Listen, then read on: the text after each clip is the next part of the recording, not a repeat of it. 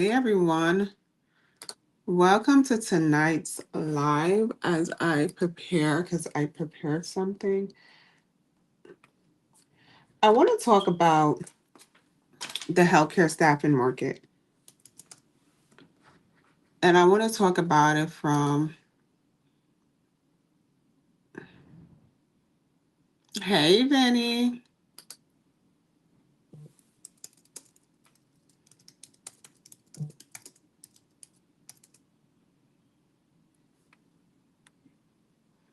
somebody's texting me a nice text.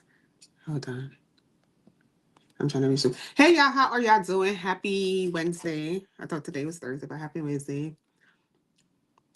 I want to talk tonight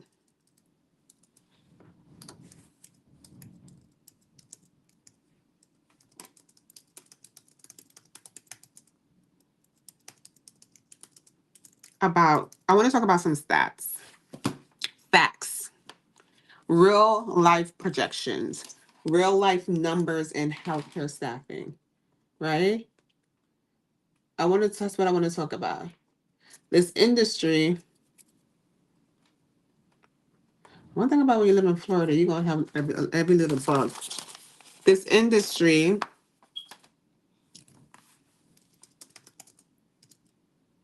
is an amazing industry, like I always said, and it's growing. What does that mean, right? So I wanted to give you guys some stats.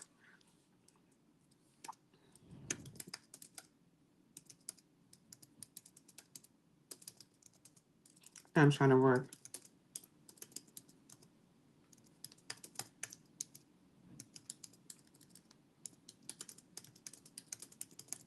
I'm trying to work. So I want to give you guys some stats tonight, right? So I want to really give you guys some numbers because I think, and you could Google this. It's public information. It's not nothing that is not in any book, any Google, or you can chat GTP it or Claude AI it. It's it's facts. But sometimes instead of talking about all of everything else, I need to give some facts. I need to give some real numbers on what this industry is doing and the growth factor in this industry, right?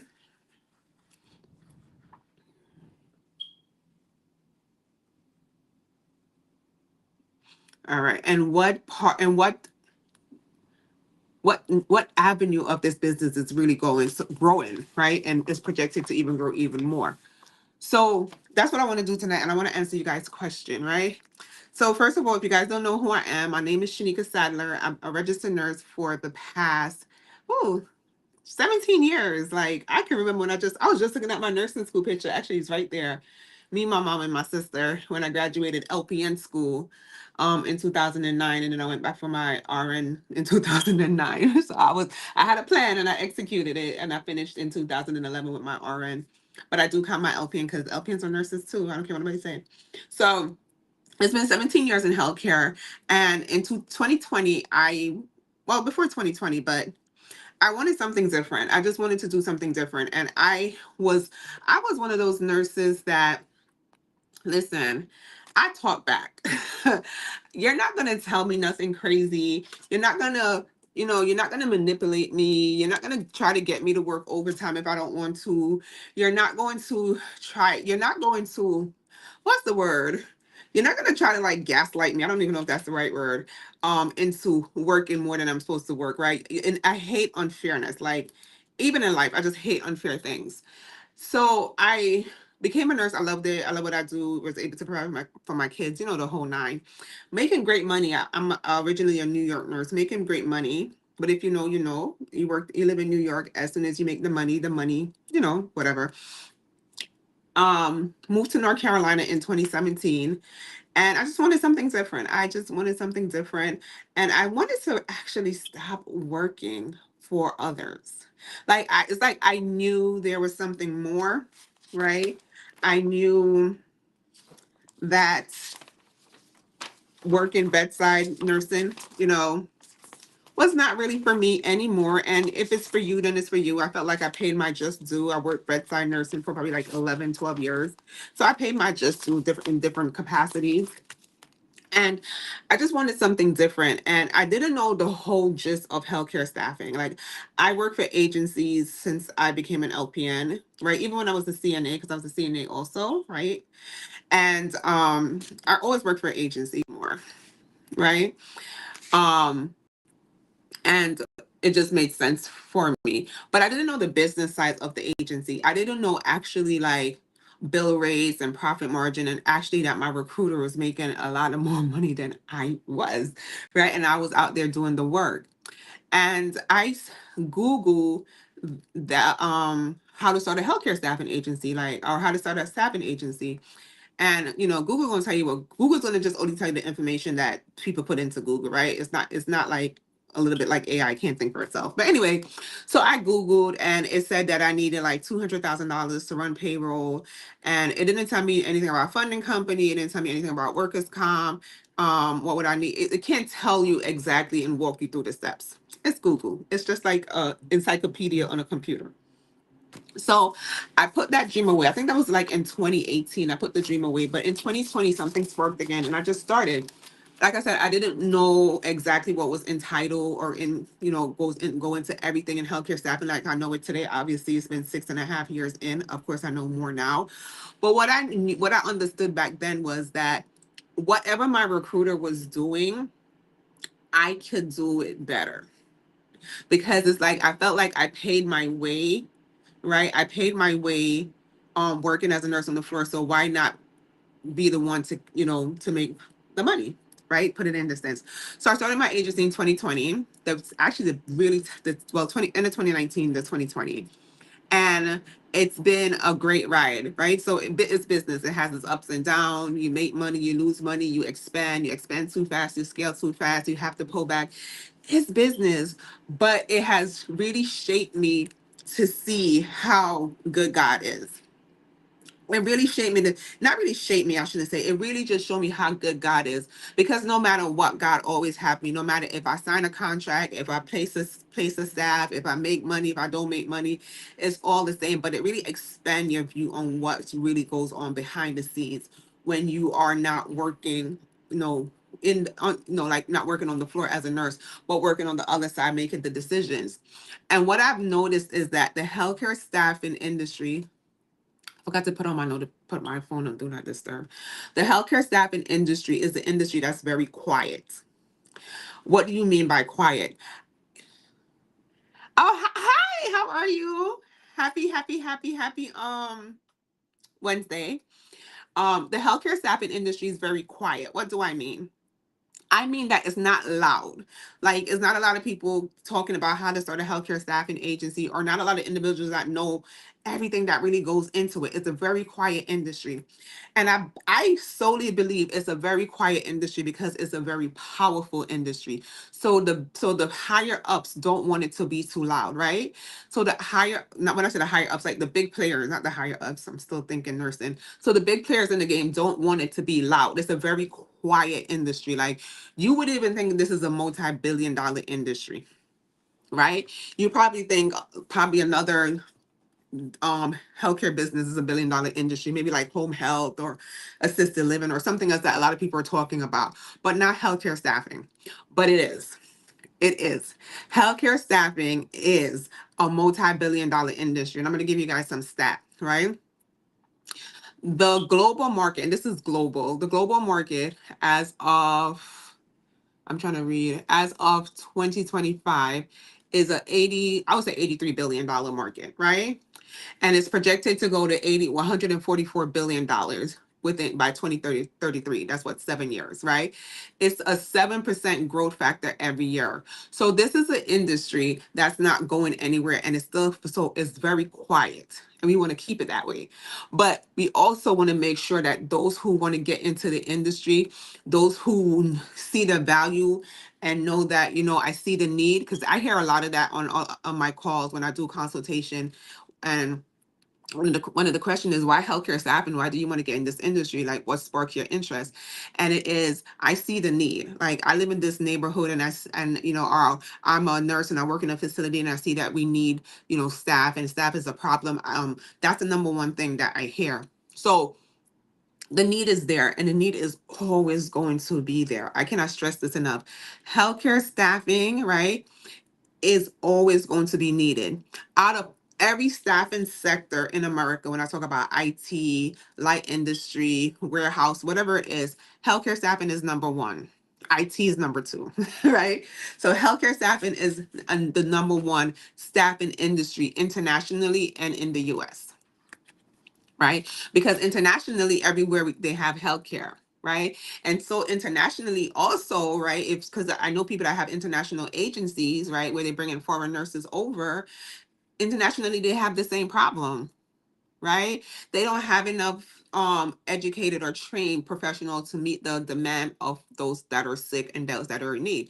So internationally they have the same problem. And internationally, a lot of international nurses come into the US to work, and we still don't have enough staff. And also, something great happened the other day. This is a sidebar. That ban that Trump had put on international professionals coming over to work, that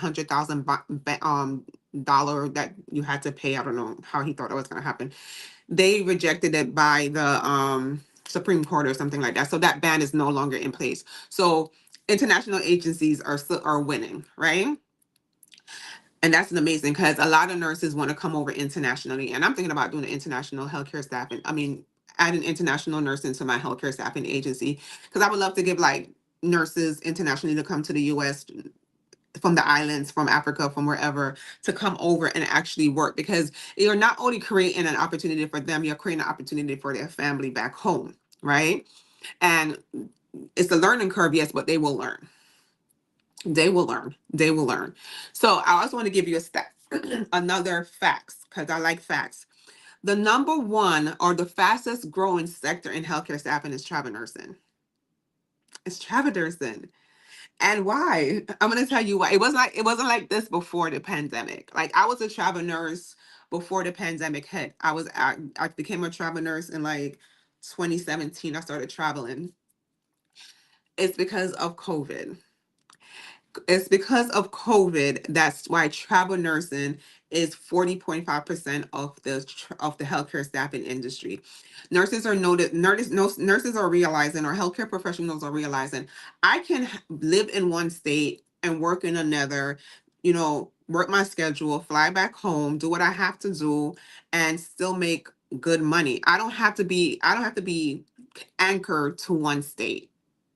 That mindset is out the door, right? We know a lot of nurses that travel to Cali or travel to different states, make money, and come back home, right? Like when I was in North Carolina, I used to go to New York, go work, and come back to North Carolina because the money is better. Until I really got into the travel industry deep in North Carolina, where I was like, okay, I didn't figure out what the contract was, so I was able to stay and travel within North Carolina.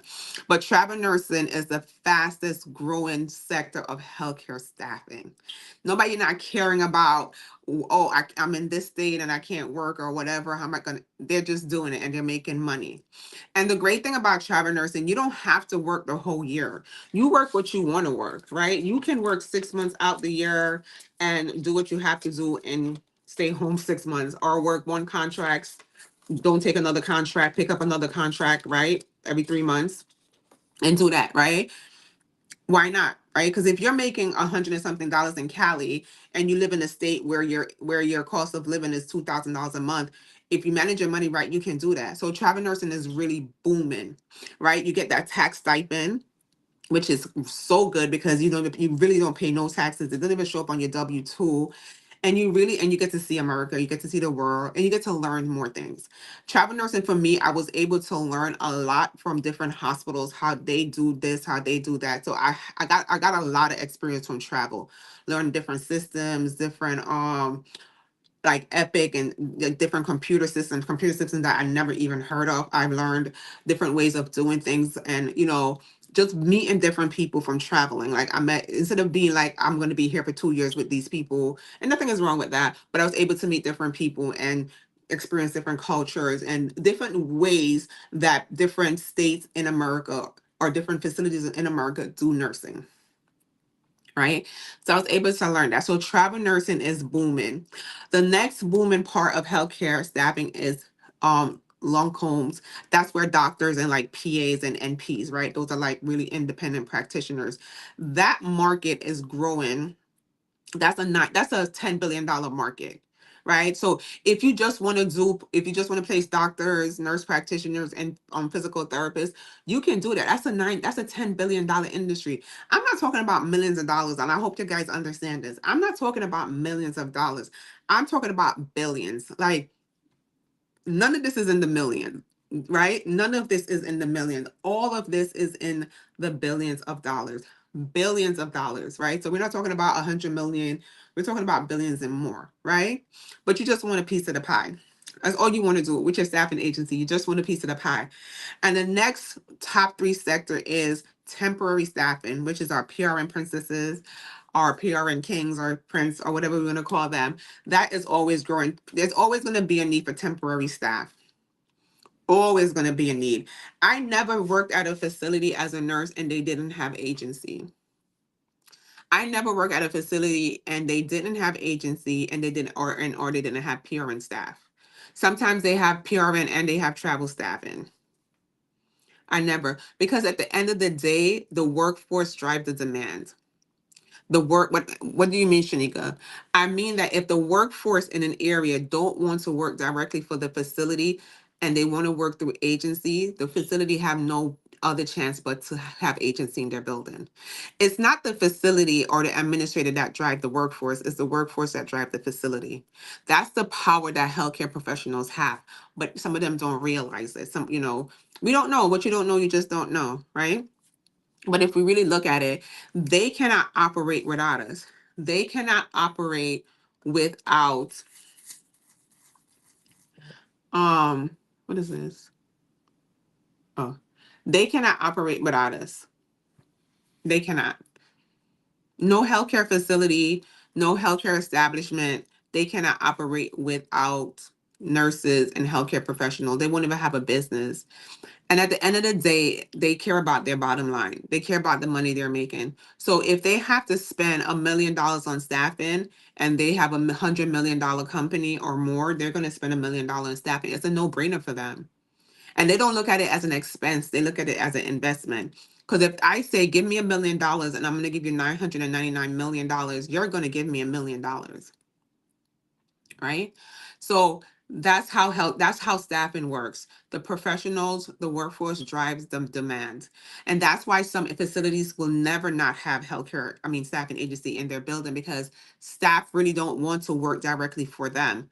The staff says, well, I want to show up when I want to show up. I want to work my schedule, my doubles, my whatever, my back to backs, my one single shift, and then I want to go home to my family. I don't want to be tied to the facility. I don't need your benefits, right? I don't need your pension. I don't need your 401k. Like, I don't need none of that. I want to show up and I want to do what I have to do and go home. So that's another reason why healthcare staffing is always going to be in demand. But I'm going to give you guys another tip. I'm going to give you guys another tip because I pulled some stats. I kind of knew these stats already, but I wanted to give you guys this, right? I want to tell you guys the top states for overall healthcare staffing agency. Like, hey, Carl, if I was opening my healthcare staffing agency now, this is what I would do. This is definitely what I would do, but I didn't know this information, so I'm giving it to you guys. California and New York. California and New York.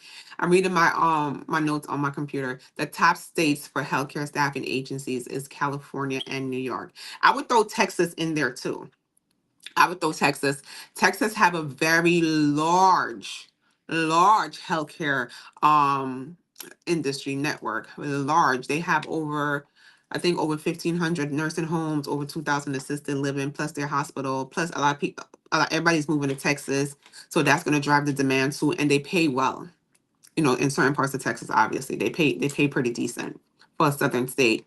But California and New York, right? California and New York are the top states. If I was starting over and I did my research, right? I didn't do my research. I just started in North Carolina. North Carolina does me very well. I would go to California or New York. Probably more New York because I'm a New York nurse and I'm on the East Coast, and I know the facilities. I know the directors of nursing. I know some of the administrators. I have relationships there already. So more likely, I would go to New York. So California.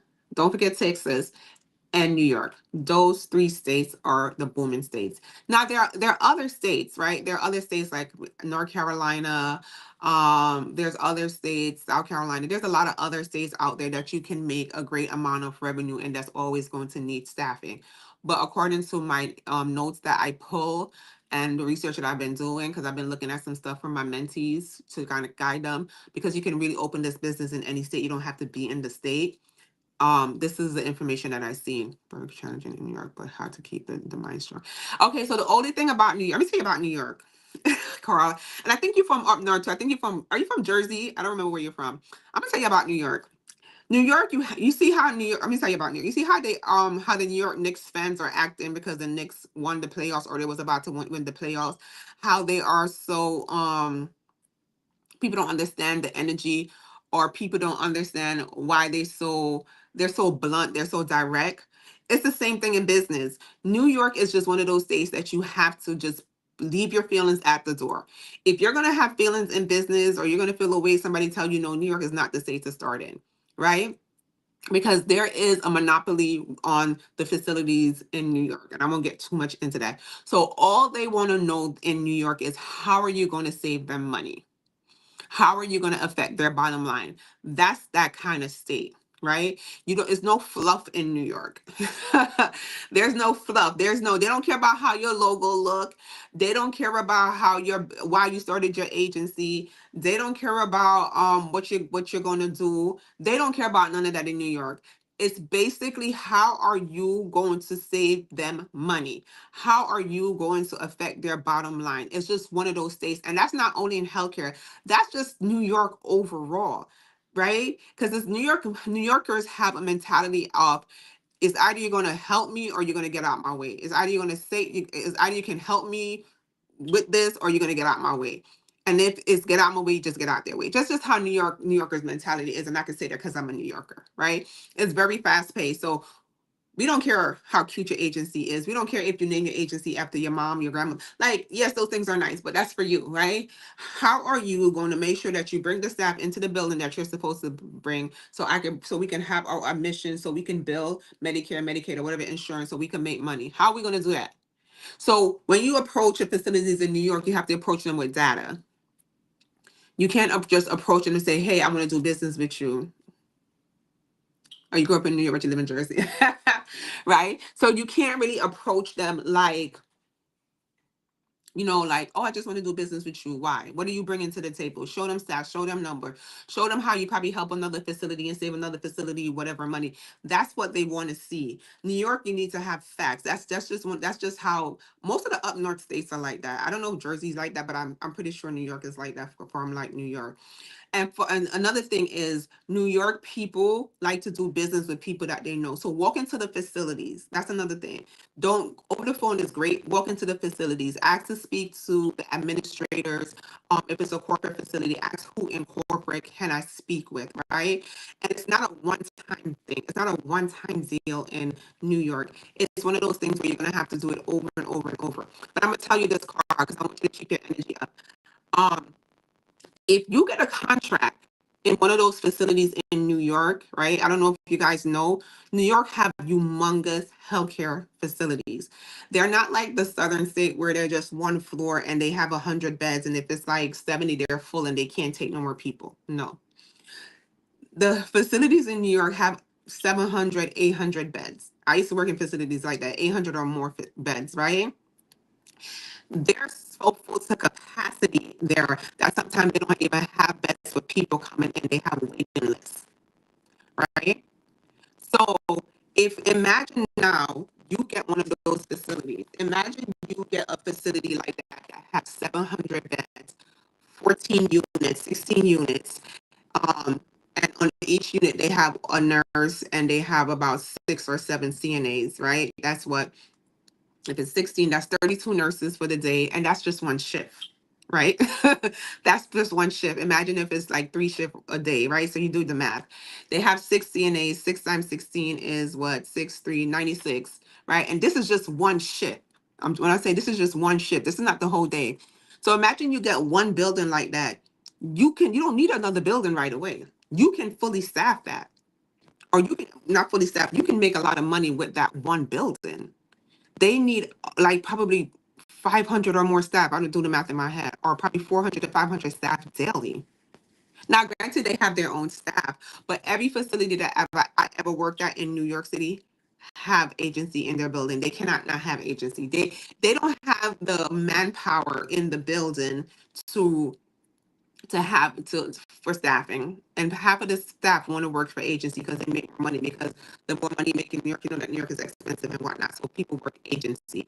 And working agency in New York is not picking up a ship here or there. Working agency in New York, unlike other states or that I have been in, is actually working a full-time schedule. That's how the agency nurses operate in New York. Like, I'm an agency nurse, yes, but I'm gonna work my 40 and plus my overtime or whatever the case may be. So New York is a different beast. But imagine if you get one of those facilities in New York. It's like I would say it's like 4 or 5 facilities in one, just because of how big it is, how much staff they need, right? And just the structure of it's an agency heavy state. Now, New York has changed its rules. It hasn't come out as yet. They're going to be. They have a proposal in place. I was reading it last week that they're going to be capping how much supplemental staffing or agencies can charge the facilities. Right? It's just a proposal. It hasn't gone into effect yet. So if you have an agency in New York, I would just encourage you to read the article. I think it's on the Department of Health, because that's who regulates staffing agencies in New York, and just make sure you're up to date with that. But that's just New York, right? But when you get in, you get in. I love New York too. Um, but when you get in, you get in, right? Once you get in with one facility, and a lot of the facilities in New York are sister facilities. So once you get in with one facility, you can staff their sister facilities. They're corporate. A lot of facilities are now corporate. It wasn't like that before, but a lot of facilities are corporate. So I would say continue on. I would say continue on, right? There, just continue on, continue making calls, walk into the building, speak to the administrator, have a plan, have a presentation on what you can do, what you plan on doing for them, and just be honest. Trust me, that's all that's needed. What else I was saying? I was talking about the top states for healthcare staffing agency, and I said California, New York, and I said don't forget Texas. So if I was starting my agency over, I would actually start my agency, like I said, in New York, just because I have the relationships there. But I wouldn't negate Texas, and I wouldn't negate California, because I don't. What I learned is that I don't have to be in the state to have an agency, which I absolutely love. I don't have to be in California to have an agency in California. I don't have to be in New York to have an agency in New York, right? I don't have to be there. I can go visit. I can go to if I choose to, but I don't physically have to be there. So that doesn't hold you. So if you're saying that, well, I don't know what states to start in, do your research. Do your research like I do research. Do your research on what states are starting. Do your research on what state is the healthcare population is growing, right? Do your research on where the market would be in the next 5 to 10 years, because this is a long-term business. This is not a business that's going to just it's not going to go out of business. It's not like a pop-up. It's here and it's going to go. Healthcare staffing has been around, or healthcare has been around before I was born. I'm pretty sure it's going to be here after I was born. No matter if they're going to put AI system in place or whatever, healthcare healthcare staffing will always be. They will always need professionals, and that's where you come in. And we have to understand our powers. You come in as a healthcare staffing agency owner to fill that gap. That's where your power is. You come to fill the gap between the demand and the supply, right? And you don't only have to staff nursing homes, hospitals, long-term care facilities, rehabs, whatever. You can staff home health, right? Home health have staffing issues too. Home health will reach out to you and you can staff them a nurse. So you can staff them too. You can staff clinics. Also, you can staff schools. School nurses make good money, and those contracts are for the school year. So think about it. So if you have a couple of school nurses, say you have 10 school nurses on your payroll, their contract is from September to, I know our school ends, well, from August to May in Florida, and then from September to June in, New York or whatever other state. That's a whole year contract. That's a whole year of somebody being in one place, and you're collecting invoices and revenue off of that one person. I mean, off of that one placement. Now imagine if you have 10 or 20 schools in the district, right? Or in the county, however you want to say it, and you have nurses, you know, in on all the schools. You can just be do school nursing. You can be very niche if you want to, or you could go as niche as you want to, or as wide as you want to. I'm just saying the opportunity is yours. I have a placement agency. We're only going to do referrals. Can I do this too? Um, give me a little bit more context. You have a placement agency, you're only going to do referrals. What kind of referrals? Because I see it says senior placements. Are you placing seniors in facilities on that side? Okay. So if you want to do recruitment, this is just a little hot seat coaching. If you want to do recruitment, yes, I would do recruitment, because within your placement agency, you already have relationships with the facility. Now it's going to be two separate business. I'm giving you some. It's going to be two separate business. I want to combine the business. I want to make it like on their Beacon Care. I want to make everything on the Beacon Care. I would separate the business because it's going to be different language. It's going to be different contracts, and it's going to be different things in place. So I would separate the business. The great thing is that you already have relationships with the facilities, with the discharge planners. You probably know the administrator. You probably spoke to the DON. So you have the kind of like a shoe in. But I would definitely place staff in their buildings because they probably need it, right? And then if you're going to if you're doing referrals, are you working with a home health agency? Because I would try to help, I would try to staff that also. So if you're placing and you're working with a home health agency for when the person come home, or whatever is, I don't know the gist of your business. I would also see if I can staff the home health agency also, right? Because you have the client. You have the client. I have a healthcare staff as well. Where are you staffing at? I staff in Texas, North Carolina, and Ohio. I work in a hospital, so I see firsthand. That's why I started one to help. I just started. Oh, you just started? All right. So what I would do is, what I would tell you to do, Beacon, is get your stuff, get your senior placement up and running. Get it up and running. Get it to where you want it to be, right? Because for sometimes when we take on too much at one time, we don't focus on one thing. Like everything is, we're just doing too much. Not doing too much, but we're just putting have too much pots burning, and we can't give our focus to one thing. So what I would do is get the senior placement up and running, right? Once you get it up and running and you have your systems in place, you have your probably your couple of team members in place, I would definitely go come back and do the staffing. Now, I would probably do permanent placement staffing. You don't, right? That's probably I would start up. It's a lower overhead, or if you want to do the full staffing, you can do the full staffing. Like I said, you already have the relationship, you already see the needs, you're already in the hospitals, you know who to talk to. So you're already in the doors. It's not like you have to call and try to market. You're already in the door. They already trust you, and they already know you to to place seniors and stuff like that. So it will be kind of easier. But get this up and running first. Get it to a point where you feel comfortable adding something else onto it, because you're going to need the time and the effort and put it into the staffing agency also. The systems and stuff you need to put in place so it can be successful. It can never be a conflict of interest. How? That's why in business you have to have contracts. And in business, you have to know what you're doing. It cannot be a conflict of interest. It can't be a conflict of interest because you're placing staff in the building, and then you're placing seniors. Where are you placing the seniors? Where are you placing the seniors? Don't be scared. The only way you will know if it's a conflict of interest is if you do it and you ask them. And I personally don't see it as a conflict of interest, but don't be scared, right? That fear, throw that out the door. Go ask questions. Oh, thank you. Thank you, Carl. Right? Throw that fear out the door. Go ask questions. We need to stop being scared of asking questions when it comes to our business. Just go ask a question, because the only thing somebody can tell you is no. And no means next opportunity. You told me no, that means there's a next opportunity out there for somebody to tell me yes. That you just left the door open for somebody else to tell me yes. That's what no mean.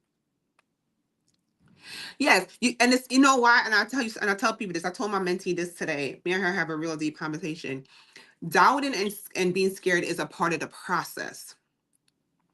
You're stepping into a new version. You're stepping into something that you haven't dealt with yet. You're stepping into something new. You're going to be scared. You're going to doubt because you don't know how the outcome is going to be. That's what it is. We don't know the how. So we're going to be scared. We're going to be doubtful. But when fear comes and scarcity comes, it's kind of a signal telling you this is what you're supposed to do, because somebody's waiting on you to place their family member and somebody's waiting on you for a job. Like before I started my agency, and like a year into my agency, all the nurses that say thank you for giving me a job, all the single mom nurses that was like, oh my God, I don't know what I was doing. I've been looking for a job and they wasn't trying to pay me what I was worth. I went to nursing school and they trying to pay me this, but thank you, Shanika. Somebody was waiting for me. You see how deep it is? So sometimes it's deeper than our fears and than our doubts. Yes, we're going to have fears and our doubt. We're humans. It's just a part of the process, right? We're stepping into a new era. We're stepping into the new version of ourselves. But that's a signal that says somebody is waiting for me to show up in this capacity. So Beacon Care, I would love to hear your journey. I would love to hear your story. Please keep connected to me because I think you're doing an amazing job. Just keep going. And when you don't know, ask questions. Yeah, you're welcome. Just ask questions. There's a reason why you started a senior placement business. Just ask questions. Just ask questions, right? Just ask questions and you'll get your answer. And if you don't get your answer from that person, somebody have your answer. Somebody says, I have a healthcare staffing agency as well. Where are you staffing? Oh, Ron. Oh, is it Ronnie or Ronnie? Right?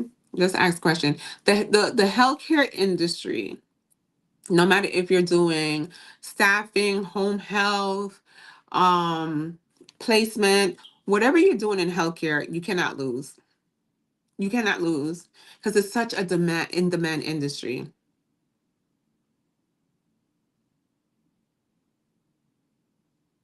Um, well, it's your time. Now is the time, Beacon Care. Now is the time. Now is the time. Don't take your foot off that gas. Do not take your foot off that gas. Keep on going. No matter how it looks, keep on going. I remember when I started my agency, I had doubts. How am I going to get a contract? How am I going to speak to this person? Am I doing it the right thing? But I just had to keep on going because I didn't want to stay at the hospital. Not even that. I just wanted to keep on going. It was exciting and scary. Like I'm learning something new and then I don't really know this and then I'm learning something new and then it was like a roller coaster of emotion. I just kept on going. I just kept on going. And I remember when I got my first contract, this was like the end of June, July in 2020. And I was so excited. I was so excited. I can never forget. I think it was like a Wednesday or Thursday morning. And I got my first contract and I started crying because now I know the process works. And then I got my second contract and, so on and so on. And by September, I was able to not re-sign with my travel contract. And that's been my story. But the biggest thing is it wasn't the business. It was me actually stepping in to the fullest version of myself and betting on myself. So guys, understand this. It's not the business, right? It's not you building a healthcare staffing agency, or it's not you building a senior placement community, or it's not you building a home health agency, or, you know, whatever it is you want to build, right? That's not what it is. It's about you. It's about you betting on you and stepping into the highest version of yourself, whatever the next season call for. That's what it's really about. That's what it's really about. People say, oh, start the business, start the business. Yeah, start the business. But remember that it's about you. Who am I going to become, or who am I going to embody? That higher version of yourself is calling you. That's why you have these desires. That's why you have these ideas. That's why you sit and dream about what it would be like to have my freedom, what it would be like to work from home, what it would be like to actually show up at all of my children events and activities and I don't have to ask for PTO. That's why what kind of caregiver are you, Alfredo? Um that's what it is about. It's about you. It's about you playing full out in your life. That's what it's about. Thank you, love. That's what it's really about, right? So don't put the business before you. The business is going to do what the business do, but it's really and truly about you. And I want you to get that. It's really and truly about you. Who are you going to become? How are you going to show up and serve? How are you going to serve this gift or these gifts? Because I believe God gave you more than one gift that God has given you. How? That's what it's about. You're going to start a senior placement business. Where is it going to take you? Whose life are you? Who's going to turn around and say, "Oh my God, thank you. I've been waiting for you to show up," because people are waiting for you to show up. Like, I wanted to start a mentorship program, and I was like, I don't know. I don't know if I'm going to get anybody. I don't know this. I don't know that. And God been telling me this for 2 years. And I was like, no, I don't want to start it. Da da da. All the no's, right? So I told myself no. Like, I literally told myself no. And God kept on saying, people are waiting for you. And I kept on seeing the vision of me talking and laughing with my mentees and helping them, become the highest version of themselves, right? And it's for them, it's not really about helping them start a healthcare staffing agency. It's really about helping them step into the fullest version of themselves. Because if you can step into the fullest version of yourself, you can do anything. You can start any business. You can be successful at anything. What other people say is hard and difficult, you can just step in, and it's like a breeze to you, because you have the universe, you have God on your back, and you just know that, right? So it's not about the business, it's about you. So how do you want your life to be? Who do you want to show up and serve? Right? That's what that gratitude, that attitude of abundance is what's going to make your business thrive. That's when people are going to call you out the woodwork that you don't even know exists and say, "Hey, I want to do business with you. Something told me to call this number. Somebody told me to call you, or I saw you on Instagram, or I saw you on this, or I saw you on that, and I want to do business with you." Something feels aligned. I don't know what it is, but I want to do business with you because you as a person have showed up into your fullest capacity and has stepped into your gifts. And now people want to be attached to that. Because one thing about humans, we want to be attached to greatness. So if people feel like you're doing great things, they want to be attached to that movement because people like to talk. What do I mean? People like to say, "Well, I was there when she just started," or "I was her first mentee," or "I was his first placement," or "This was my first contract." People like to be a part of that. People like to be a part of that story. Like, let's look at Spike Lee, right? Spike Lee been the Knicks' number one fan. I consider him the number one fan. He's been the Knicks number one fan before, probably before I came to America. I came to America in 1992. Even probably before that, he's been the number one fan, right? So he has he wanted to be a part of that story and that journey of the Knicks. Now I just feel like he should be on the float tomorrow, sidebar, on the float tomorrow with them. But he is a part of that history. He's a part of that journey. He's a part of that story, right? So people like to be a part of greatness, right? People want to be inspired and felt inspired. Yeah, the Knicks made history. I actually used to work there. I used to work at the on Madison Square Garden right before I started nursing school. I used to work there as a manager. Um, and the back in the days when nobody used to show up to the games, but Spike Lee was there. So people want to be attached to greatness. No matter how little the greatness is, no matter how big it is, we as humans love to be attached to something great. Like, you have a great story, like my parents was in the hospital, I wasn't there to see them, and this is why I'm doing this. That's a great story. That's people want to be attached to that. Now, how are you going to use that to step into your gifts? So when you feel the fear, when you feel the scarcity, tap back into that power, right? And that fear and that scarcity is just growth. And it's just your signal. I set up my entire system, but I have put pause because of fear and being overwhelmed. Winnie, what have you set up your agency?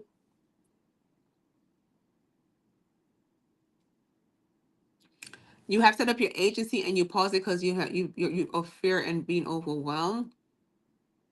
Thank you, Carl. Oh, Carl, you're being so sweet. Oh, okay, Winnie. We need to have a conversation. We have to have a conversation.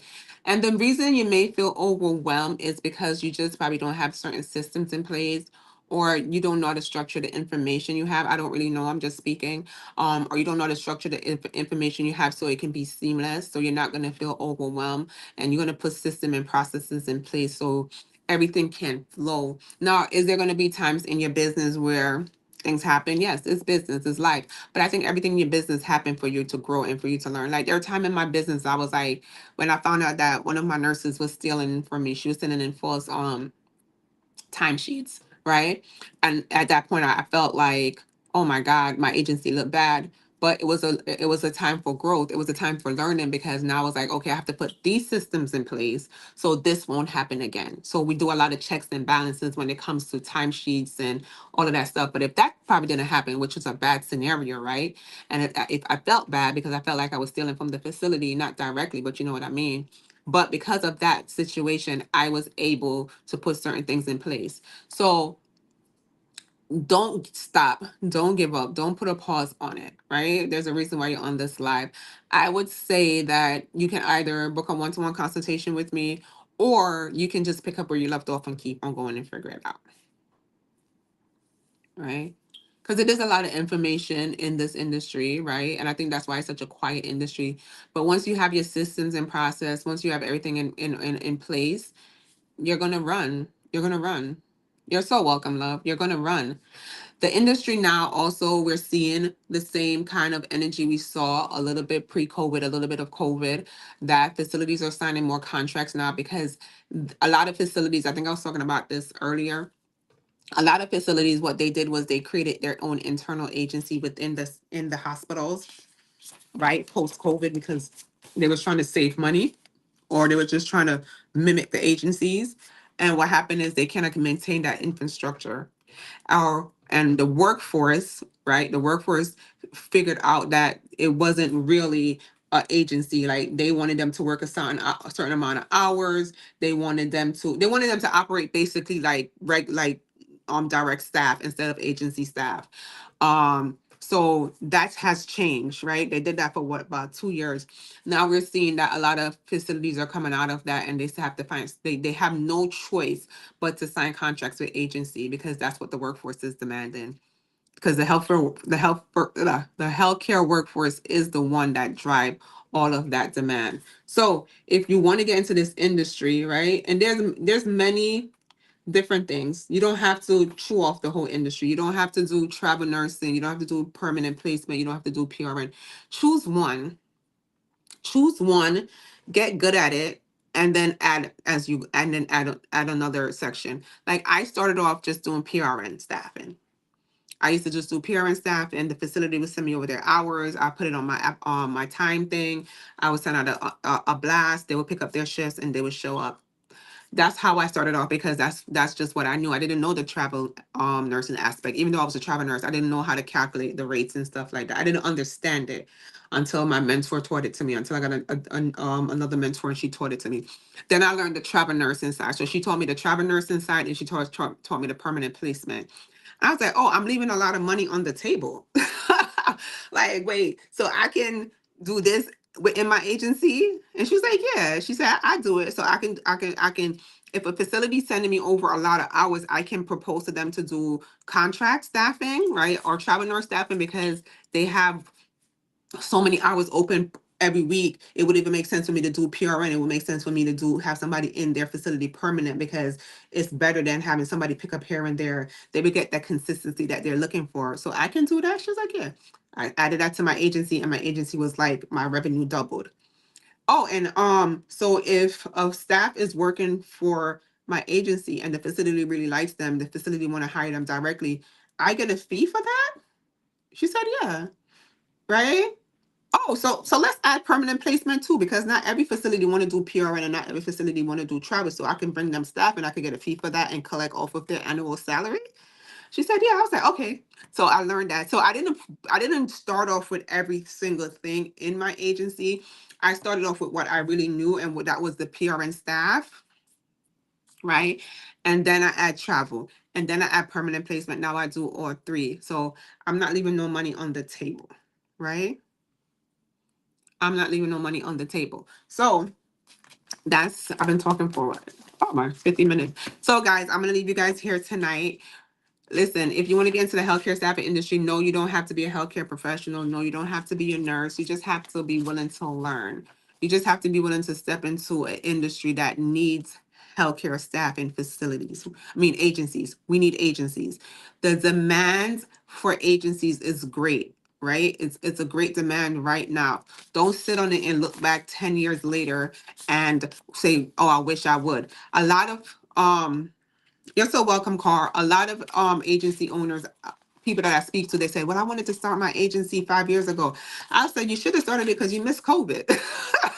We all make a lot of money during COVID. We made a lot of money during COVID. Like, I ain't talking about no six figures. We made a lot of money during COVID.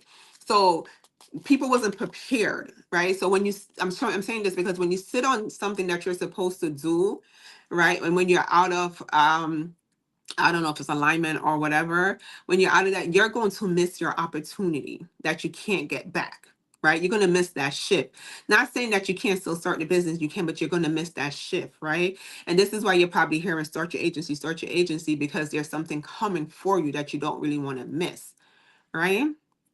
Because what if 2019, the end of 2019, I was like, I'm not going to start the agency. I'm going to wait till whenever. I would have missed the COVID. I would have missed a lot. I'd have been mad at myself too. I would have missed a whole lot, like a whole lot, right? But there was something that God knew that He was preparing me for. Why is this as popular? LOL. Oh, there is. I guess God knew there was something that He was preparing me for. Like God saw it coming, and I just started it, and it took off and stuff like that. So don't miss your window of opportunity. Don't miss it. Don't miss your window of opportunity to step into an amazing industry, right? For my nurses on the call, for my healthcare professionals on the call, we need to be on this side of the table. We don't need to be nowhere else but on this side of the table. Healthcare professionals should be driving healthcare. I always say that.